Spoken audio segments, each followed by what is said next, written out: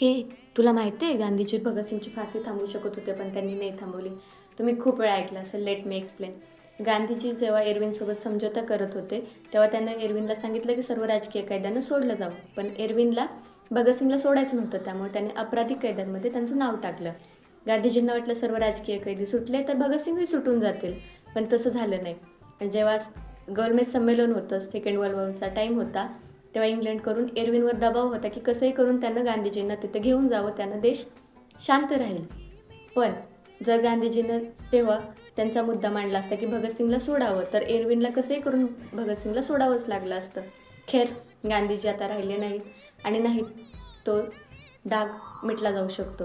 पण एक व्यक्ती जो आपल्या हक्कासाठी लढत होता, जो लडाखसाठी 6 शेड्यूलची मागणी करत होता, जे की सरकारने सांगितलं होतं की लडाखमध्ये 6 शेड्यूल लागू करू. जो व्यक्ती क्लायमेट, स्कूल, सायन्स, बायकॉट चायनासारख्या गोष्टींवर बोलत होता, जो की देश-विदेशातले अनेक अवॉर्ड घेऊन आला होता. एशियातलं नोबेल प्राईज ज्याला मिळालं होतं, ज्याने देशाचं नाव रोशन केलं होतं. आज तो व्यक्ती अंधारात आहे आणि देश अजूनही गांधीजींच्याच पावलावर चालत आहे. देश अजूनही शांतच आहे.